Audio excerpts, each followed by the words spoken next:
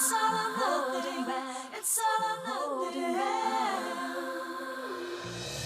Hi, I'm Jamie Otis, and tonight on Married at First Sight Unfiltered, I sit down with the couples and ask the tough questions.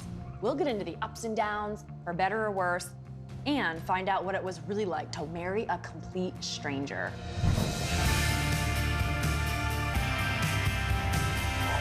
It's all or nothing. It's all or nothing. How angry were you during the meeting with Heather and Rachel? I mean, my feelings towards her kind of started to I don't want to say that I was disliking her, but it's like, you know, we have this really cool opportunity, so much time and effort from us and all the people involved and our friends and family, and for you to just kind of throw it away or to cause this big unnecessary scene right now, I don't know. It made me feel just disappointed. Is there an idea of when you want to file for divorce? Would you want it as soon as possible? I mean, I would think so. I was just it was just frustrating in the sense that this girl has ended our marriage. There's nothing else really to be said about it. She won't respond to me, but I have to come sit here and talk to her with the expert. So if I seemed annoyed at the time, that's really what it was. But I wasn't angry. What are you waiting for? You could have had the paperwork with you tonight. It's a little tense in here. We're it's used to okay. that. That's how it's like normal for us. I mean, I felt a lot of anger from him. I felt a lot of moodiness from him. And I'm just trying to figure out what am I gonna do to get through this, because it wasn't good. Did I want it to be like this? No, but this is what happened. I made a decision. I stand by that decision. If that makes me a bitch, if that makes me a quitter, okay, I can live with that. Y'all don't have to live with the decision that I make. I do. And I'm happy with the decision that I make because I'm happy right now. And I was not happy at all. Describe to us what's keeping you from wanting to move back in with Nick. So I don't see the point in moving back in with Nick if what we're working at is at a friendship. So I can work out of friendship with him from my apartment. For someone that is so gung-ho and still gung-ho about being committed to the process and being involved in the process and committed, so words only word I've heard for so long, committed. You can stay in the house. I'll sleep in the other room. You don't have to not stay here. I just don't get why you're like hesitant to just even stay there. Because I don't think you fully understood or understand how much you hurt me. Like, I don't think you grasp it. And I think if you did, you would understand. What do you like best about Tom? His sense of humor. I love it. He can always keep something light. And I'm kind of uptight. I'm pretty uptight. You don't seem it. And I can be, though. And just knowing that he's the type, like, to be able to calm me down and with his sense of humor, just make light of everything. I can tickle you till you kiss me.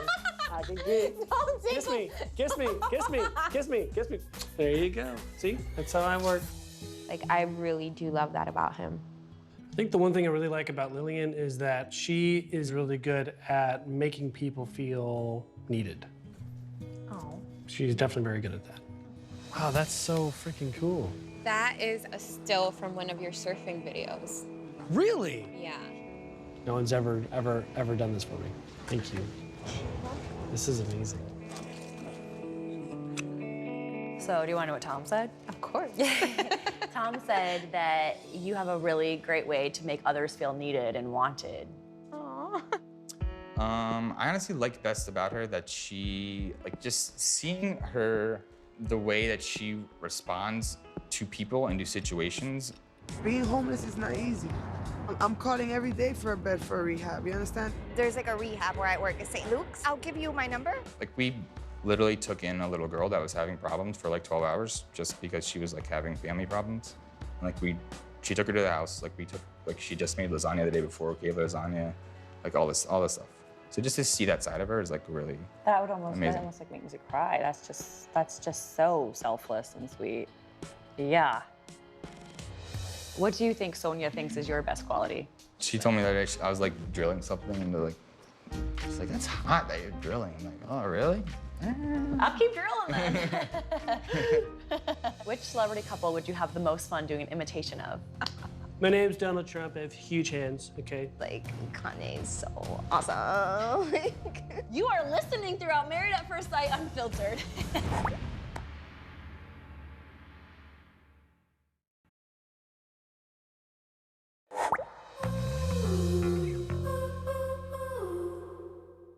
What would Sonia say is her best and worst feature?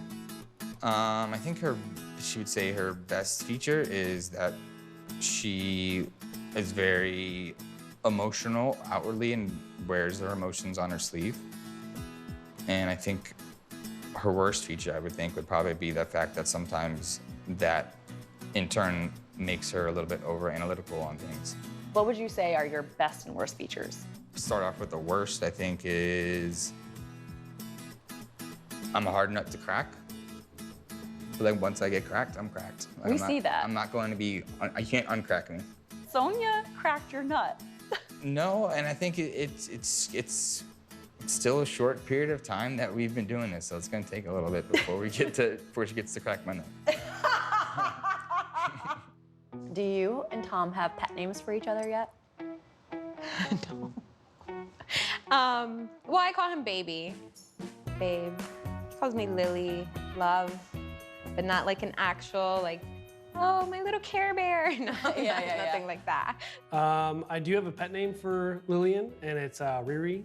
What is it? Riri. I wonder why. Riri. Wait, why though? Because her niece Emma, she'll either say Dia or she doesn't say Lily. She says Riri, kind of like an R. So I thought it was really cute. So, That's adorable. Riri. That's adorable. I thought you were saying Riri like because you love her derriere. Oh, there you go, Riri. Yeah, it works too. Second purpose.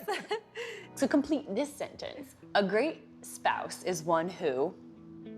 A great spouse is someone who feels that marriage is a partnership and it should be not just give or not just take, but Give and take. yeah. A great spouse is one who is willing to make you feel loved, I would say. A great spouse is one who. Will, no matter how many times I tell her, to wake me up if I fall asleep on the couch and pull me into bed. I've told her multiple times. I'm like, sometimes I'm on the couch and I fall asleep. She's like, I feel bad waking you up. I'm like, just wake me up. I'm giving you permission to wake me up and pull me in the room. She's too nice. I know. I would be like, Doug, come on, we need to go spoon. Which celebrity couple would you have the most fun doing an imitation of? Oh my gosh. I would totally have to say Trump and his wife, just because Tom does such a great impersonation of him. And you're like the beautiful wife. Fortunately, Tom has more hair. Yeah. And it's not like the comb over. Well, you should see him in the mornings. Like, listen, okay? My name's Donald Trump. I have huge hands, okay? This is huge. Listen, we're gonna make a huge wall. It's gonna be big. It's gonna be amazing. Be way better, okay, than anything you've ever seen. Have a huge Trump on the top of it. It's gonna be probably the biggest wall, bigger than the China wall, okay? Don't even get me started on China. Which celebrity couple would you have the most fun imitating? I guess Kim and Kanye, because Kim would be pretty easy to like imitate, right? It's just like just kind of stand there, like beautiful, like just so maybe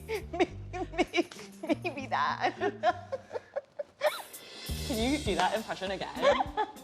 Like, just like Kanye is so awesome. Like, it would not take a lot of stuff. If Tom could choose any one item on a honey to-do list that he created, what do you think it would be? That one's kind of hard because I already cook and clean. He takes out the trash, maybe taking out the trash. I couldn't picture him asking you to do that. Yeah, me neither, but. So if your spouse had one honey-do list, do you know what a honey-do list is? I do. We're gonna have one soon. I ordered it. A honey-do list? Well, it's a honeydew calendar for both of us. That's so cute. What's one thing that you think that she would have on that calendar that she'd want you to do? Hug her, give her compliments, and hold her hand. You are listening throughout Married at First Sight Unfiltered. Thanks for watching Unfiltered, the only show that takes you inside the journey of marrying a complete stranger on national television. We hope you enjoyed the show. Don't miss another brand new episode of Married at First Sight next week, right here in FYI.